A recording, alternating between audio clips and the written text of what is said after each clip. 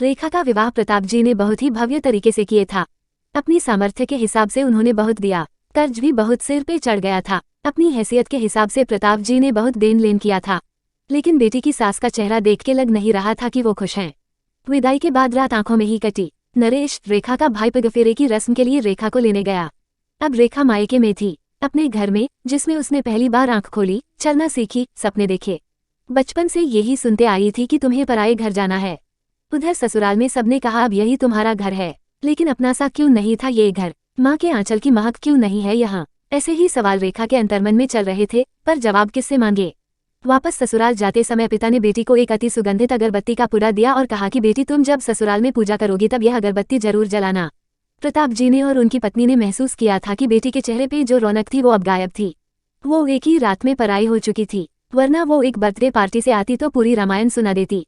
आज तो ससुराल से आई है फिर भी कुछ नहीं कहा। समझ तो दोनों लोग रहे थे पर एक दूसरे से नजरें चुरा रहे थे। ससुराल में पहुंचते ही सासू माँ ने बहू का बैग टटोला और पूछा कि तुम्हारे माँ बाप ने विदाई में क्या दिया? सुबह जब बेटी पूजा करने बैठी, अगरबत्ती का पुडा खोला तो उसमें से एक चिट्ठी निकली। लिखा था, बेटी यह अगरबत्ती स्वतः जलती है मगर संपूर्ण घर को सुगंधित कर देती है। इतना ही नहीं, आजू बाजू के पूरे वातावरण को भी अपनी महक से सुगंधित एवं प्रफुल्लित कर देती है। हो सकता है कि तुम कभी पति से कुछ समय के लिए रुठ जाओगी या कभी अपने सास ससुर जी से नाराज हो जाओगी, कभी देवर या नंद से भी रूठोगी, कभी तुम्हें किसी से बातें सुननी भी पड़ जाए, तब तुम मेरी यह भेद ध्यान में रखना। अगरबत्ती की तरह जलना। जैसे अगरबत्ती स्वयं जलते हुए पूरे घर और संपूर्ण परिसर को सुगंधित और प्रफुल्लित कर ऊर्जा से भरती है, ठीक उसी तरह तुम स्वतः सहन करते हुए ससुराल को अपना मायका समझकर सबको अपने व्यवहार और कर्म से सुगंधित और प्रफुल्लित करना। बेटी चिट्ठी पढ़कर फफक फफक कर रोने लगी। सासू माँ दौड़कर आई। पति और ससुर जी भी पूजा घर में पहुंचे, जहां बहू रो रही थी।